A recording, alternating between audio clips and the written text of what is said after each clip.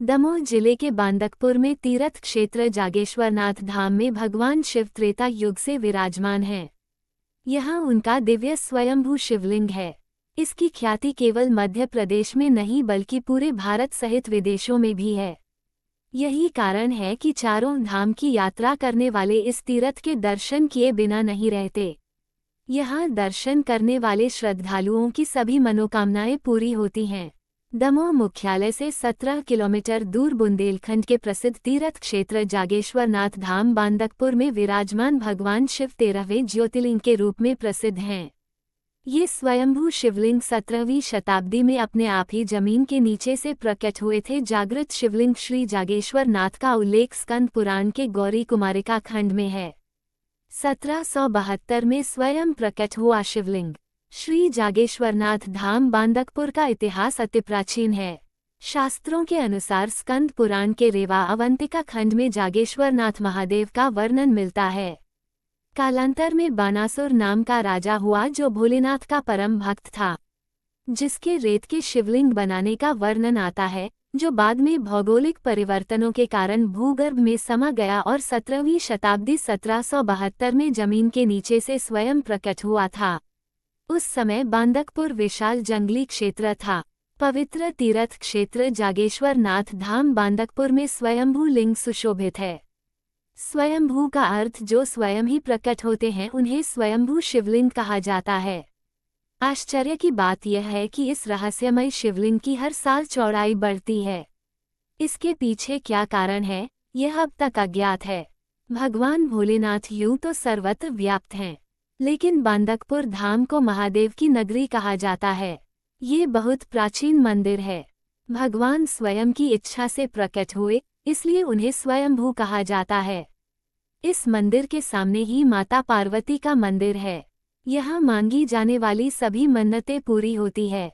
मंदिर परिसर में स्थित इमरती कुंड हाथी दरवाजे से सीधे उत्तर की ओर महादेव के मंदिर व नंदी मठ के उत्तर में यज्ञ मंडप के पूर्व में भैरव के मंदिर से पश्चिम में मंदिर कार्यालय के दक्षिण में 20 मीटर लंबी पक्की सीढ़ीदार बावली है, जिसे हम इमरती कुंड के नाम से जानते हैं।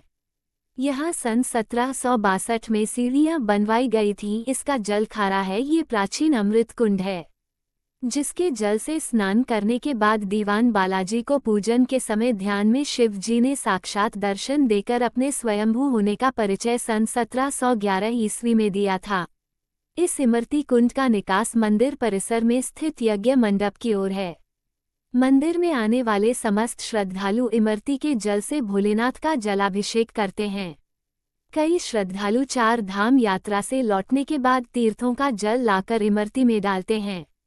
पूर्व में इमरती कुंड का ऊपरी भाग खुला हुआ था।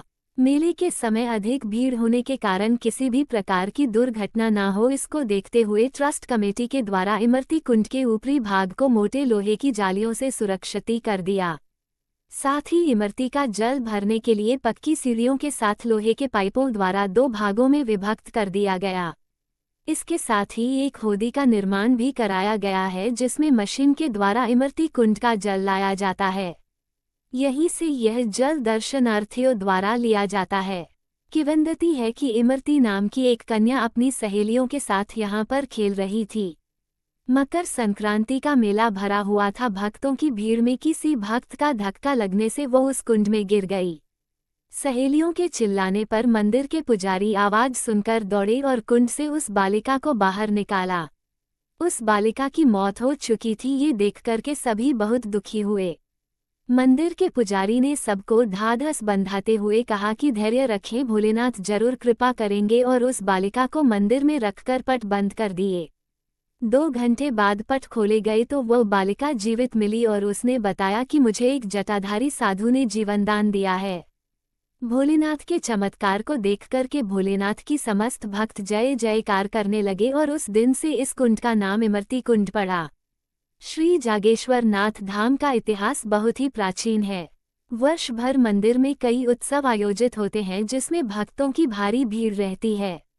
आने वाले दिनों में श्रावण मास, गणेश चतुर्थी, मकर संक्रांति, बसंत पंचमी, शिवरात्रि के मेले प्रतिवर्ष भव्यता से मेला आयोजित किए जाते हैं। हर 10 वर्ष में बदली जाती है जलेरी।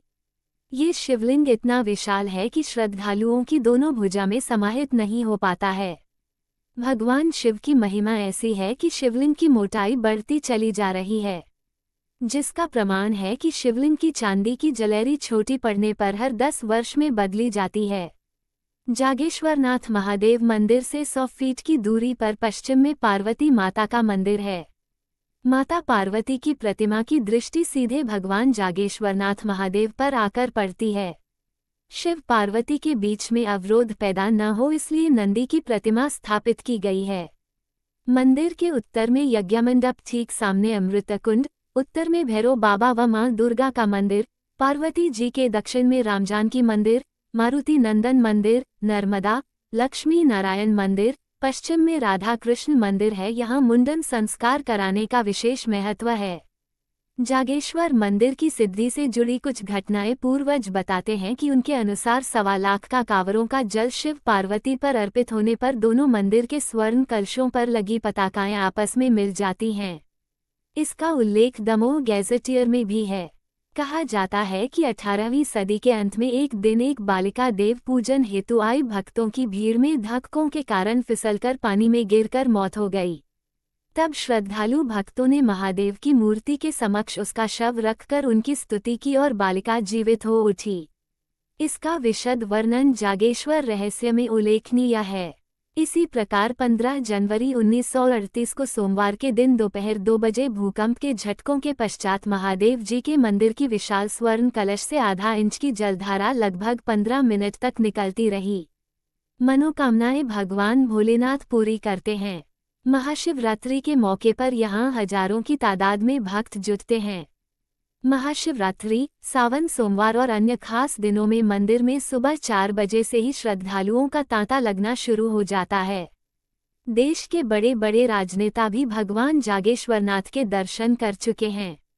महाशिवरात्रि पर भगवान शिव और माता पार्वती का विवाह सभी धार्मिक रीति रिवाज के साथ संपन्न होता है। इस दिन भगवान को जल अर्पित करने पूरे प्रदेश से हजारों श्रद्धालु यहाँ पहुँचते हैं। महाशिवरात्रि पर्व पर भगवान शिव और माता पार्वती का विवाह धूमधाम से संपन्न होता है। बसंत पंचमी, महाशिवरात्रि पर्व पर हजारों की संख्या में कांवरिये नर्मदा जल लेकर पैदल बांदकपुर पहुँचते हैं और महादेव की पिंडी पर जल चढ़ाते हैं। प्राचीन मान्यता है कि महाशिवरात्रि पर 1.25 लाख कांवर चढ़ाने पर माता पार्वती और भगवान शिव के मंदिर के झंडे आपस में मिल जाते हैं और मिलकर अपने आप गांठ बंध जाती है। प्राचीन इमरती के जल से होता है अभिषेक। मंदिर के समीप ही एक प्राचीन जलकुंड है जिसे इमरती कहते हैं। इसका पवित्र जल भोलेनाथ को चढ़ाया जाता है। ये कुंड सदा अपार जल से भरा रहता है। इसका पानी आज तक खाली नहीं हुआ। ऐसी मान्यता है कि भगवान शिव मंदिर के पिछली दीवार पर हल्दी से हाथ लगाने का चलन भी है। कहा जाता है कि ऐसा करने पर मनोकामनाएं पूर्ण होती हैं। भगवान भोलेनाथ का ये दरबार अपने आप में आध्यात्मिक, अलौकिक और अकल्पनीय और रहस्यों से भरा हुआ है। जय जागेश्वर नाथ।